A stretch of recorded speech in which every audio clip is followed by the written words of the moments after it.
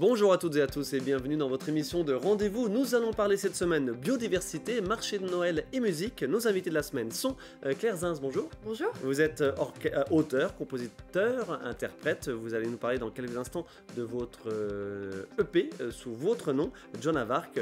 Un style orchestral bedroom pop avec un morceau en live pour qu'on se le dise. Merci beaucoup Claire, à tout à l'heure. Merci à vous.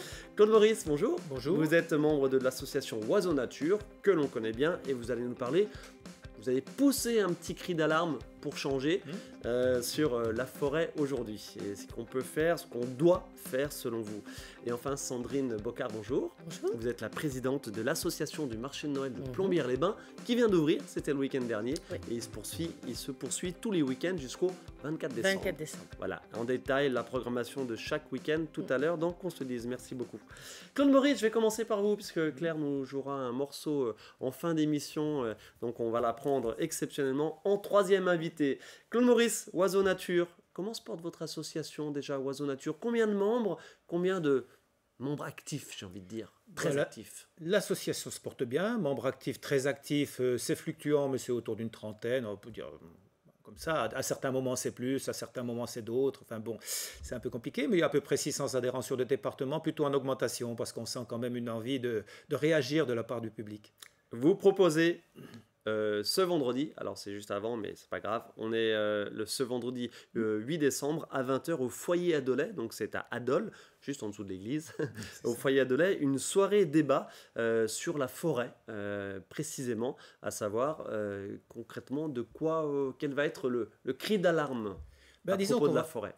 Disons qu'on va faire un petit peu l'état des lieux de ce qui se passe au niveau de la forêt dans le département, qui recouvre à peu près la moitié du département quand même, avec 50 000 propriétaires différents pour les privés, et puis l'ONF, etc.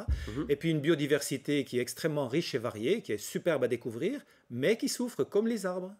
Alors, Voilà. soirée débat à 20h, cri d'alarme sur ce qu'il est possible encore de faire éventuellement. Parce que le temps passe très vite.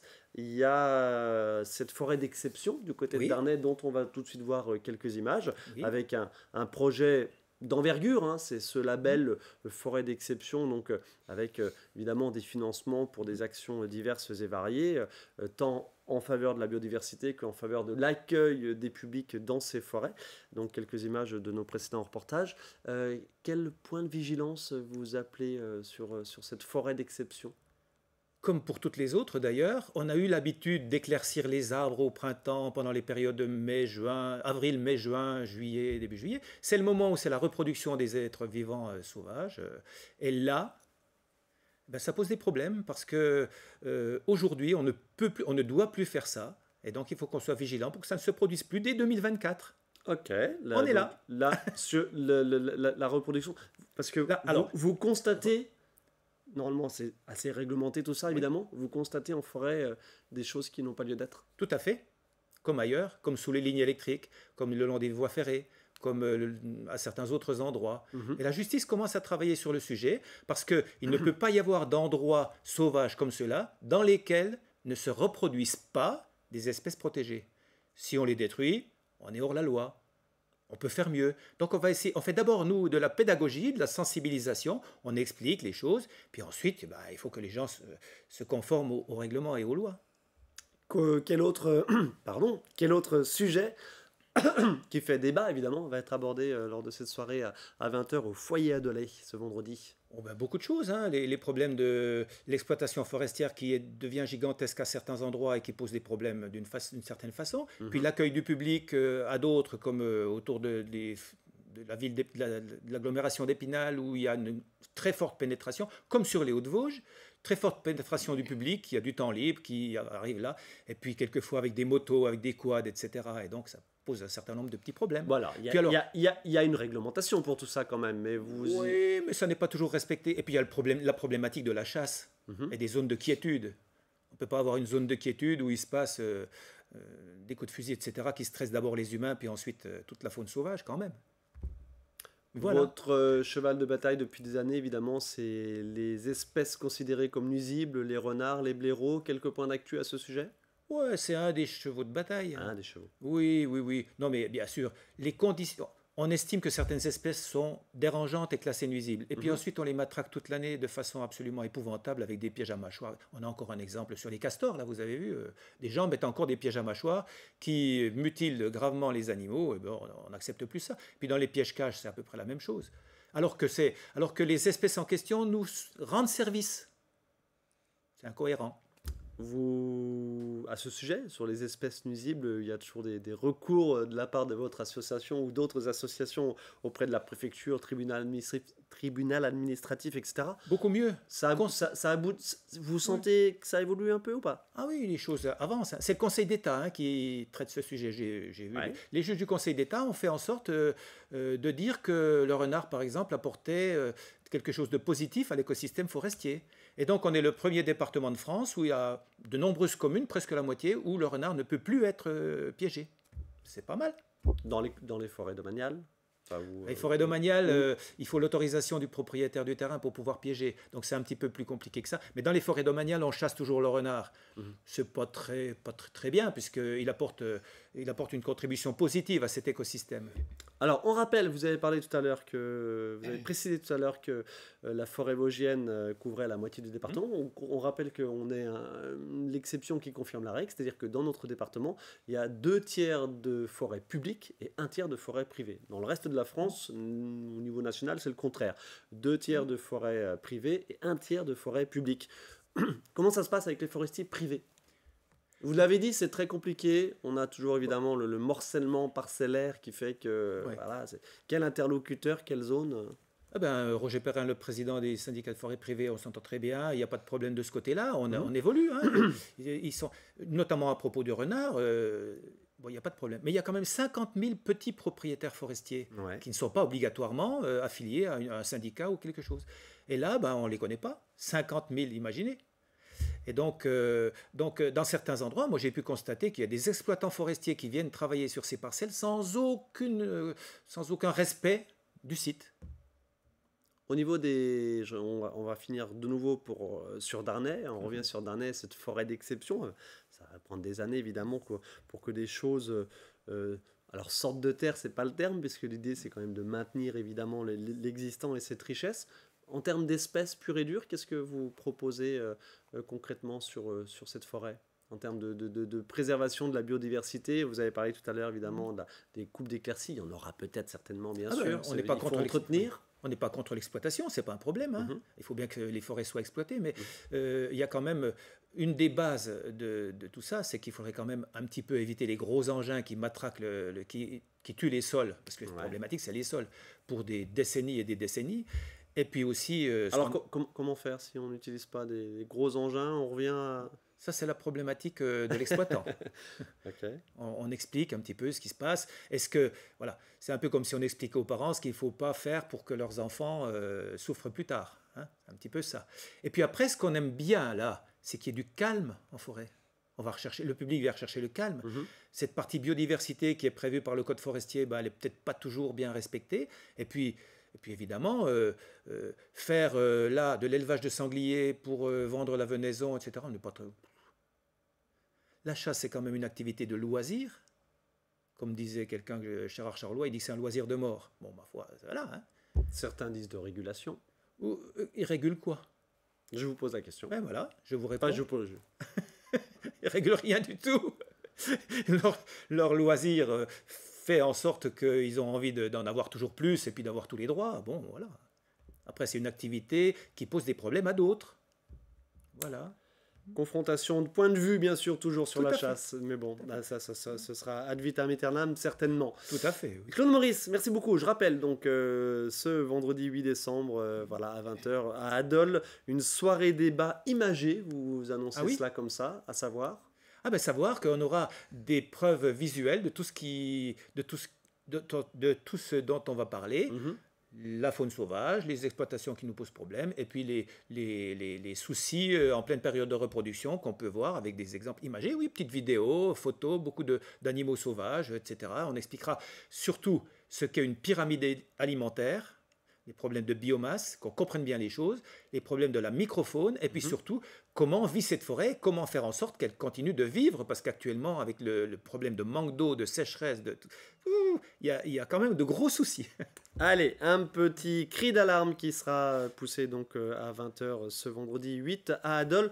Et puis à d'autres endroits, bien évidemment. Oiseaux Nature, bien sûr, à retrouver sur les réseaux, sur le web, pour les différents rendez-vous qui suivent. Merci beaucoup, Claude Maurice. Bon courage à vous, il y a du boulot.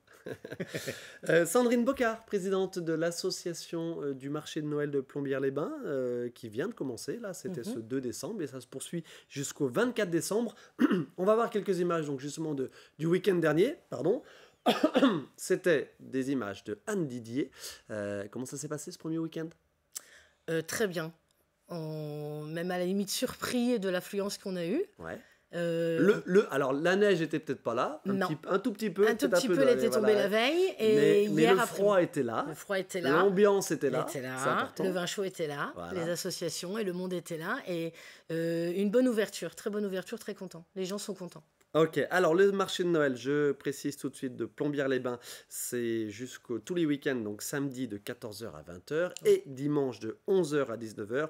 Et le dimanche 24 décembre, vous ouvrirez de 11h à 17h, bien sûr. Après 17h, quand même, ça faut permettre aux gens d'aller profiter, de préparer le réveillon, bien sûr. Combien d'exposants et puis quelle évolution ces dernières années Alors l'évolution, c'est au niveau de la décoration. On a travaillé avec la mairie, nous l'association du marché Noël, en cohérence et avec les bénévoles de la mairie. Mais quand je dis bénévoles de la mairie, c'est aussi les habitants qui se sont investis cette année et je tiens à les remercier. Et du coup, on est plus sur un marché de Noël de renaissance. Donc on est plus dans de la décoration végétale et du recyclage, donc écologique. Ouais. Donc voilà, on est dans nos décorations, vous verrez beaucoup plus de végétal, du bois, des choses qu'on a fabriquées en bois. Ça répond à une tendance. Bien sûr. Le plastique made in China, il y a une petite réticence évidemment à acheter et on comprend plus trop aujourd'hui en étant consomme-acteur. Qu'on puisse proposer ça, évidemment. D'autant plus qu'au niveau local, il y a énormément de choses qui sont faites, tant par des professionnels que par des amateurs, mais qui s'amusent à faire des choses et à vendre ça comme ça pendant cette période. Comment vous sélectionnez les exposants ?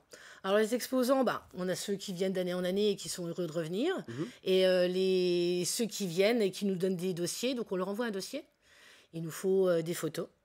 Et on met un point d'honneur à ne pas prendre les gens qui achètent sur Internet et qui revendent pour leur compte. Certes. Donc, effectivement, il y a un numéro de siret, il y a une commission et c'est dommage pour ceux qui ne sont pas pris encore cette année parce qu'on a eu des gens qui font des belles choses mais qu'on ne peut pas prendre. Et là, on est quand même sur 70 exposants sur les 4 week-ends. Le week-end dernier, on était sur 55 exposants. Donc, dans les chalets et aussi dans les pôles gourmandises qu'on a à peu près partout. Alors, racontez-nous un petit peu, effectivement, comment s'organise ce marché de Noël de Plombières ? Alors, le marché de Noël de Plombières est concentré au niveau de la mairie avec une continuité qui s'arrête devant l'espace Berlioz, puisque nous n'avons plus l'espace Berlioz qui est en travaux. Qui sera extrêmement beau dans quelques mois ou dans une année. Et nous avons le pôle gourmandise qui est en dessous des arcades. Et nous avons ouvert aussi le Clos des Deux Augustins, où il y a un bar à bière. Et du coup, il y a aussi des exposants qui sont à l'intérieur. Donc, je souhaite que les gens aillent jusque-là aussi, avec les jardins en terrasse qui font une continuité pour que les gens puissent y aller. Pas de thème précis cette année ? Non, depuis l'année dernière, on n'a plus de thème au niveau du marché de Noël. Donc, le marché de Noël, chacun se l'approprie comme il veut. Mais on reste sur des bases de partage, de solidarité et de joie pour les enfants. On ne va pas se cacher. Les années fastueuses du marché de Noël de Plombières sont peut-être un petit peu derrière nous. Oui. Voilà, restrictions diverses et variées, difficultés de s'organiser. Tout ça coûte très cher, bien sûr, aux commerçants, à la municipalité, etc. Et ça reste quand même une référence. Et puis, il y a aussi, surtout, on ne va pas se le cacher non plus, la concurrence, entre guillemets, est montée un petit peu en puissance. Gérard May, ils font quelque chose de très beau aujourd'hui. Épinal, bien évidemment. Et puis toujours, évidemment, les autres villes, je pense à Vittel, à Saint-Dié, qui font aussi des choses, bien sûr. Mais exemple, Gérard May, voilà, c'est monté clairement en puissance ces dernières années. Et Remiremont aussi, c'est monté en puissance. D'ailleurs, je précise qu'on y sera d'ailleurs. On enregistre ce vendredi 8 décembre nos émissions qui seront diffusées la semaine de Noël sur le marché de Noël de Remiremont. Voilà, ça c'était pour un tout petit peu d'auto-promo, mais on est là pour faire votre promotion à vous. Les week-ends prochains, 9-10 décembre, 16-17 et puis évidemment 23-24. Pas de thème sur toute la... Non, il n'y a pas de thème. Le week-end prochain, c'est Saint-Nicolas. Donc, il y aura déambulation dans la rue. Alors, cette année, le défilé de Saint-Nicolas a une connotation un peu particulière. Donc, il y aura le char de Saint-Nicolas et le char du boucher. Et entre, il y aura de la musique et des associations qui viennent déambuler. Il y aura la légende de Saint-Nicolas qui sera lue et projetée sur la place de la mairie. Et à 15h, donc le samedi, il y aura un concert à l'église de Plombières. C'est un concert les petits chanteurs de Mère Alix. Donc c'est une chorale qui vient de l'école Notre-Dame Saint-Joseph, qui a pour chef de chœur Madame Mussiante. Plutôt. Qui est connue dans les églises de avec une scène. Voilà. Il y a une qualité. On a une qualité. Et donc, du coup, c'est à 15h. Donc, tout le monde, j'invite tout le monde à venir les voir parce qu'elles sont à peu près entre 20 et 24 chanteuses. Donc, qui va de la 6e jusqu'à la terminale. Et elles se déplacent quand même jusqu'à Plombières pour le faire. 16-17 décembre, c'est marché de Noël au son des batucadas, défilé de lampions et lumière sur les jardins en terrasse. Donc ça, c'est quelque chose qui est toujours mis en place et qui a un énorme succès. Donc c'est très très bien. Et on attend beaucoup de monde parce que les jardins en terrasse font un super boulot. Et quand on est sur le coteau et que les lampions s'allument, c'est formidable, quoi. Voilà, ça c'est le week-end du 16 et 17 décembre. On ne se détaille pas tout, hein, mais évidemment, vous retrouvez tout ça sur le web. Et 23-24 décembre, c'est la magie du Père Noël. Donc il va y avoir la maison du Père Noël. On pourra prendre des photos avec le Père Noël, la déambulation. Et comme vous l'avez précisé, le dimanche, on arrête le marché de Noël à 17h pour qu'on puisse aller faire le réveillon après. Grosso modo, 10-15 000 visiteurs attendus. Ouais, c'est ça. Voilà. C'est ça. Avec un peu de neige, s'il vous plaît. Oui, déjà le froid participe à la magie autour des points de restauration et de buvettes. C'est ça. Le vin chaud, évidemment. Le vin chaud, c'est un marché de Noël où il fait pas froid, c'est pas un marché de Noël. Non, mais c'est mieux d'avoir de la neige. Les gens sortent quand il y a de la neige que quand il pleut. Et les décorations sont beaucoup plus mises en valeur quand il y a de la neige. Allez, on va croiser les doigts, bien évidemment. Merci. Sandrine Bocard, merci beaucoup, présidente de l'association du marché de Noël de Plombières-les-Bains. C'est beaucoup de travail. J'ai envie de dire félicitations pour votre investissement. Je ne suis pas toute seule. Non, bien sûr, et de toute votre équipe, évidemment. Mais on sait que c'est du boulot. Tout ça, c'est du bénévolat pour proposer des centres-villes qui s'animent en ces périodes de fête. Et franchement, voilà. Bravo à vous. Quand on aime sa ville, on s'investit. Affaire à suivre, marché de Noël les week-ends jusqu'au 24 décembre, bien évidemment. Pardon, je précise, d'autres marchés de Noël, par exemple sur Épinal, ils proposent des choses jusqu'au 7 janvier, également pendant la première semaine des vacances, voilà, à garder en tête. Et puis avoir, je répète, du côté de Saint-Dié, du côté de Vittel, Remiremont, etc., il y a des choses aussi qui se passent. Mais évidemment, voilà, merci beaucoup pour Plombières-les-Bains. Claire Zins, rebonjour. Bonjour. Auteur, compositeur, qu'est-ce que vous préférez? Compositrice, c'est bien. Compositrice, ok, moi aussi. Compositrice et interprète, évidemment. Votre nom d'artiste, c'est Jona Vark. Tout à fait. Jona, J-O-N-A. Et vous venez de sortir votre single sous votre nom, Jona Vark, parce que vous participez à un autre groupe qui s'appelle The Nucleons Project, avec des Meurthe-et-Mosellans, c'est ça? C'est ça, oui. Voilà. Donc Vosgien et Meurthe-et-Mosellans. Jona Vark, pourquoi ce nom déjà? Je m'étais toujours dit que si je devais choisir un nom, ce serait celui-là. C'est un petit peu par hasard, mais c'est un nom qui revenait beaucoup autour de moi, mais qui n'existait pas, en fait. Donc c'est un peu le fruit du hasard, en fait. C'est assez rigolo. Vous venez de sortir votre EP, 6 titres, qui s'appelle Poétrie, comme le titre principal, dont je vous propose de voir le clip. On reprendra la parole sur ce clip. C'est justement le titre Poétrie, et ça a été enregistré au Théâtre municipal d'Épinal.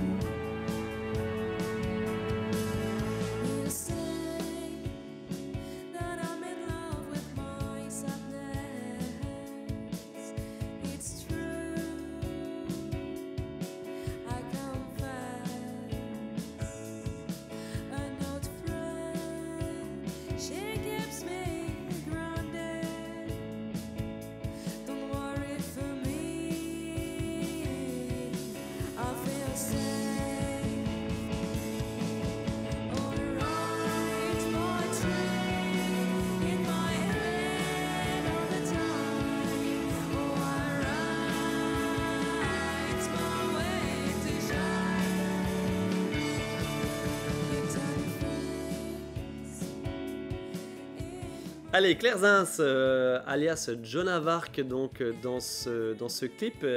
Les musiciens, c'est ceux de Nucleons Project aussi ou c'est d'autres? Il y en a un seul de Nucleons Project, dont Quentin Guyot, donc, qui fait la basse. Okay. Et sinon, les autres musiciens sont des musiciens vosgiens. Donc il y a... On va les citer. Oui, tout à fait. Paloma Jamis au violon.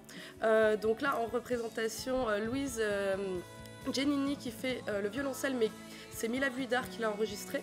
Okay. À la trompette, on a Enguerrand, je ne sais plus son nom de famille. Mais Enguerrand donc à la trompette et au trombone Nicolas Guyot et à la batterie donc Laurent Chartier, et ce sont tous quasi tous des Vosgiens. Le style orchestral bedroom pop, dites-nous tout. Oui, alors le concept de la bedroom pop, c'est donc la musique qu'on compose dans sa chambre un peu calmement, ouais. Et c'est tout l'objet de ces chansons que j'ai composées essentiellement en intégralité dans ma chambre, dans mon salon avec mon chat en pleine intimité. C'est qui va avec le ton justement de la mélancolie, etc. Et le côté orchestral, je l'ai rajouté car j'ai un attrait très fort aussi pour les musiques orchestrales. Je peux citer en termes d'artistes The Divine Comedy, par exemple, qui est une grosse inspiration pour moi. Et étant complètement autodidacte musicalement parlant, c'était un réel défi pour moi justement d'oser ramener de l'orchestral alors que je ne sais ni lire ni écrire la musique, par exemple. C'était un gros défi pour moi qui s'est soldé, je pense, par un succès, car le clip a été quand même relativement assez vu, alors que je débarque de nulle part avec ce projet. Et j'ai eu... Mise en ligne quand Il a été mis en ligne à la fin du mois de septembre. D'accord. Donc, et qui a été assez bien reçu, alors que ça sort de nulle part. J'ai pas vraiment non plus fait énormément de promos là-dessus, comme c'est vraiment le début, j'ai envie de prendre mon temps. Et donc c'était assez satisfaisant de voir qu'il y avait une réponse assez positive à la musique que je pouvais proposer dans un autre registre que le rock'n'roll. Voilà. 6 titres, tout en anglais. Pourquoi Exactement. l'anglais? J'ai toujours écrit en anglais pour ce qui est de mes morceaux et de ma musique. Donc, comme je suis inspirée aussi par essentiellement le rock'n'roll, la musique américaine, c'est des musiques qui se chantent en anglais. En langue anglaise, et je ne me suis jamais vue justement chanter en français dans ce que j'exprimais, mais j'imagine qu'il y a aussi une manière de se cacher dans ce qu'on se dit, surtout que là les morceaux sont très très personnels, donc c'est une manière de se cacher un petit peu derrière. À quel moment croyez-vous qu'il y aura le déclic de passer de l'anglais au français dans les textes? Et qu'est-ce qui fait que les artistes passent de l'anglais les artistes français passent de l'anglais et reviennent au français? Ça existe, oui, tout à fait. Je pense que c'est aussi quand des personnes ont un attrait aussi pour la musique qui se chante en français. Moi, je sais que j'en écoute très peu. J'en ai écouté très peu pendant mon enfance. Et aujourd'hui, c'est vrai, quand je fais le compte, j'écoute très très peu d'artistes qui chantent en français. Donc je pense aussi que c'est pour ça. C'est une vraie culture, voilà, c'est une vraie sonorité des paroles qui résonnent en vous comme ça, quoi. Tout à fait. Naturellement, je vais me diriger vers ça. Mais je dénigre absolument pas la poésie qui peut être dite en musique en français, car c'est une langue qui est très très riche. Les titres, poétrie, on vient de l'entendre. Le deuxième titre, c'est Green Eyes, One Night Lover, l'amoureux d'une vie. Should I Sing Again? Dois-je de nouveau chanter? Nice Shoes Ma'am, c'est quoi? Jolies chaussures madame. Jolies chaussures madame. Et Why Don't You Let Me Down? Pourquoi tu me laisses pas tomber? Exactement. Voilà. Qu'est-ce qu'elle raconte, vos chansons? Alors, comme je le disais tout à l'heure, justement, mes chansons sont assez personnelles. Ça se base plus sur des expériences. Je ne sais pas si je peux passer chaque titre en revue rapidement. Pourquoi pas? Si, allez-y, c'est intéressant. D'accord.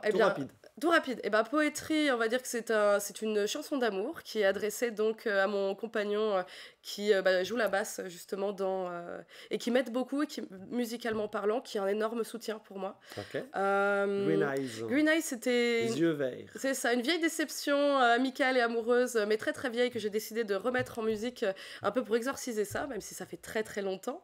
One Night Lover, c'est...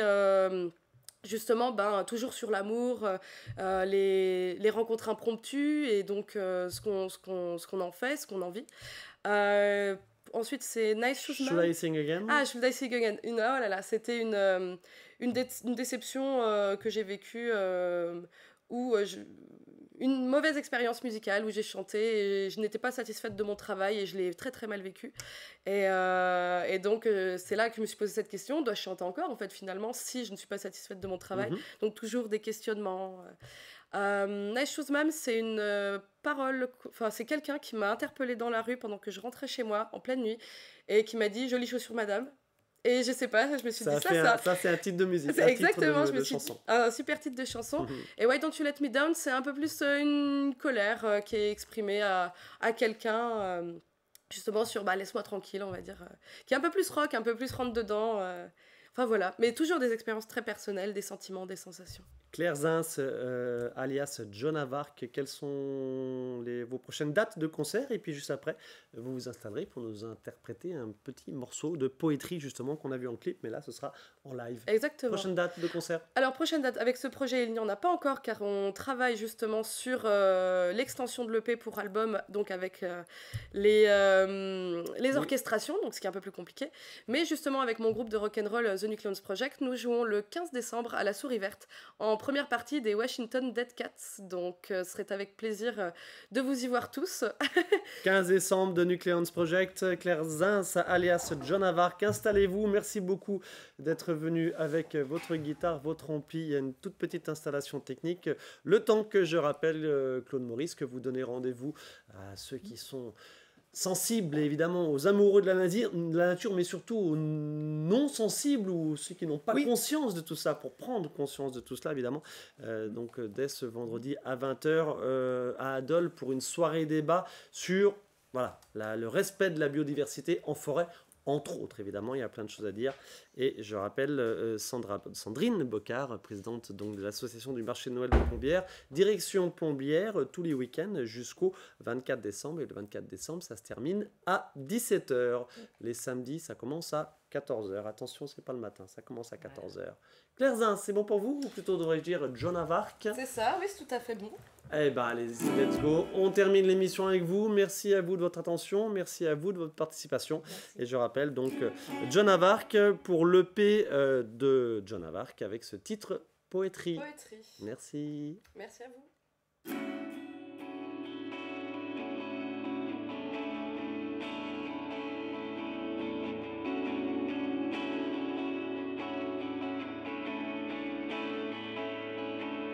You say that I'm in love with my sadness. It's true, I confess. An old friend, she keeps me grounded. Don't worry for me, I feel safe. Oh, write poetry in my head all the time. Oh, I write, it's my way to shine. You turn your face in my bed, and everything died on fade. I remember each way when I'm all alone. You make me feel like home. Oh, I write poetry in my head all the time. Oh, I write, it's my way to shine. You've taught me everything I always wanted. Concrete in my skies with love makes me hungry to live instead of this little black cloud around my head. Alright, poetry in my head all the time. Alright, it's my way to shine. Alright, poetry